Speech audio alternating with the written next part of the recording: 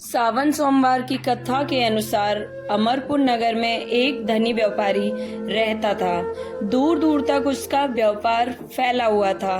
नगर में उस व्यापारी का सभी लोग बहुत मान सम्मान करते थे। इतना सब कुछ होने पर भी वह व्यापारी अंतर मन से बहुत दुखी रहता था, बहुत परेशान रहता था, क्योंकि उस व्यापारी का कोई पुत्र नहीं था।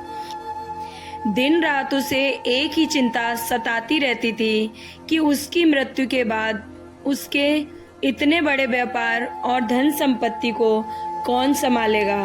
पुत्र पाने की इच्छा से वह व्यापारी प्रति सोमवार शिव की पूजा व्रत किया करता था। सायंकाल को व्यापारी शिव मंदिर में जाकर भगवान शिव के सामने घी का दीपक जलाया करता था। उस व्यापारी की भक्ति देखकर एक दिन पार्वती जी ने भगवान शिव से कहा, हे प्राणनाथ, यह व्यापारी आपका सच्चा भक्त है। कितने दिनों से यह सोमवार का व्रत और पूजा नियमित करता आ रहा है। भगवान, आप इस व्यापारी की मनोकामना अवश्य पूर्ण करें। भगवान शिव ने मुस्कुराते हुए कहा, हे पार्वती, इस संसार में सबको उसके कर्म के अनुसार फल की प्राप्ति होती है। प्राणी जैसा कर्म करता है उसे वैसा ही फल प्राप्त होता है। इसके बावजूद पार्वती जी नहीं मानी। उन्होंने फिर से आग्रह किया, नहीं प्राणनाथ, आपको इस व्यापारी की इच्छा पूरी करनी ही पड़ेगी। यह आपका अनन्य भक्त है, प्रति सोमवार आपका विधिवत व्रत रखता है और पूजा अर्चना के बाद आपको भोग लगाकर एक समय भोजन ग्रहण करता है। आपको इससे पुत्र प्राप्ति का वरदान देना ही होगा। पार्वती जी का इतना आग्रह देखकर भगवान शिव ने कहा, तुम्हारे आग्रह पर मैं इस व्यापारी को पुत्र प्राप्ति का वरदान देता हूँ, लेकिन इसका पुत्र 16 वर्ष से अधिक जीवित नहीं रहेगा। उसी रात भगवान शिव ने स्वप्न में उस व्यापारी को दर्शन देकर उसे एक पुत्र प्राप्ति का वरदान दिया और उसके पुत्र के 16 वर्ष तक जीवित रहने की भी बात उसको बता दी। भगवान के वरदान से व्यापारी को खुशी तो हुई, लेकिन पुत्र की अल्प आयु की चिंता ने उस खुशी को नष्ट कर दिया। व्यापारी पहले की तरह सोमवार का विधिवत व्रत करता रहा। कुछ महीने पश्चात उसके घर अति सुंदर पुत्र उत्पन्न हुआ। पुत्र जन्म से व्यापारी के घर में खुशियां भर गईं।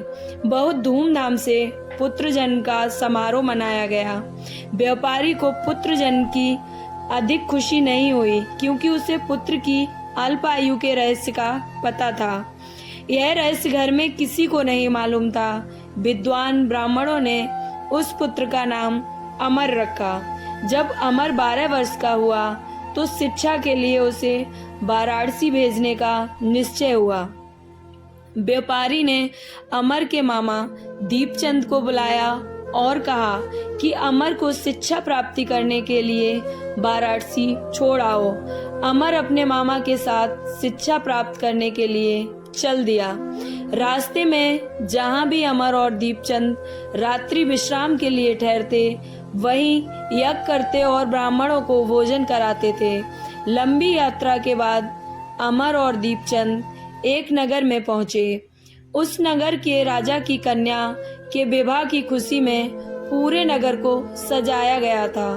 निश्चित समय पर बारात आ गई, लेकिन वर का पिता अपने बेटे के एक आंख से काने होने के कारण बहुत चिंतित था। उसे इस बात का भय सता रहा था कि राजा को इस बात का पता चलने पर कहीं वह विवाह से इनकार ना कर दे, इससे उसकी बदनामी होगी। वर के पिता ने अमर को देखा तो उसके मस्तिष्क में एक विचार आया। उसने सोचा, क्यों न इस लड़के को दूल्हा बनाकर राजकुमारी से विवाह करा दूं। विवाह के बाद इसको धन देकर विदा कर दूंगा और राजकुमारी को अपने घर ले आऊंगा। वर के पिता ने इसी संबंध में अमर और उसके मामा दीपचंद से बात की। दीपचंद ने धन मिलने के लालच में बर के पिता की बात को स्वीकार कर लिया था। अमर को दूल्हे के वस्त्र पहनाकर राजकुमारी नंदिनी से विवाह करा दिया गया। राजा ने बहुत सा धन देकर राजकुमारी को विदा किया। अमर जब लौट रहा था तो सच नहीं छिपा सका और उसने राजकुमारी की ओढ़नी पर लिख दिया, राजकुमारी नंदिनी, तुम्हारा विवाह तो मेरे साथ हुआ था। मैं तो वाराणसी में शिक्षा प्राप्त करने जा रहा हूँ। अब तुम्हें जिस नवयुवक की पत्नी बनना पड़ेगा वह कान्हा है। जब राजकुमारी ने अपनी ओढ़नी पर लिखा हुआ पढ़ा तो उसने काने लड़के के साथ जाने से इनकार कर दिया था। राजा ने सब बातें जानकर राजकुमारी को अपने महल में ही रख लिया। उधर अमर अपने मामा दीपचंद के साथ वाराणसी पहुंच गया। अमर ने गुरुकुल में पढ़ना भी शुरू कर दिया था।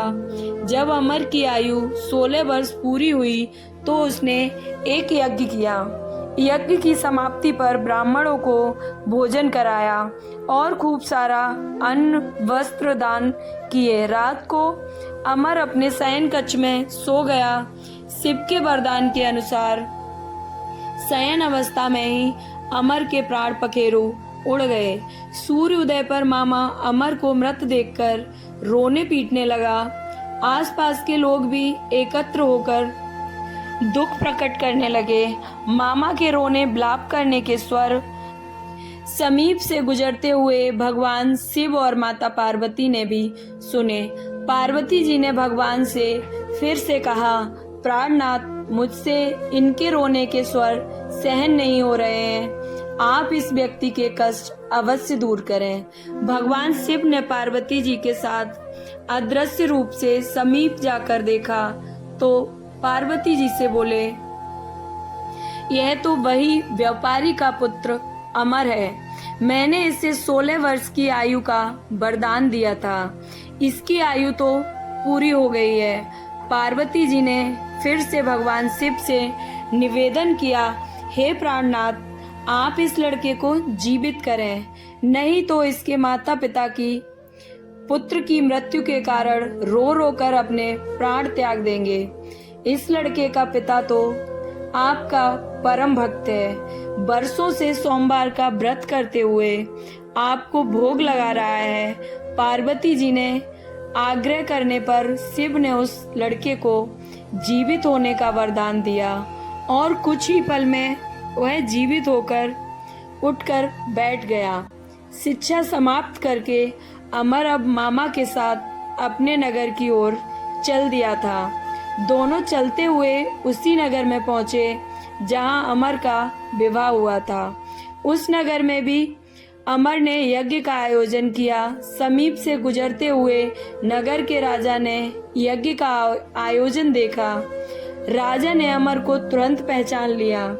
यज्ञ समाप्त होने पर राजा अमर और उसके मामा को महल ले गया और कुछ दिन उन्हें महल में रखकर बहुत सा धन वस्त्र देकर राजकुमारी को उसके साथ विदा किया। रास्ते में सुरक्षा के लिए राजा ने बहुत से सैनिक को भी साथ भेजा। दीपचंद ने नगर में पहुंचते ही एक दूत को घर भेजकर अपने आगमन की सूचना भेजी। अपने बेटे अमर के जीवित वापस लौटने की सूचना से व्यापारी बहुत प्रसन्न हुआ।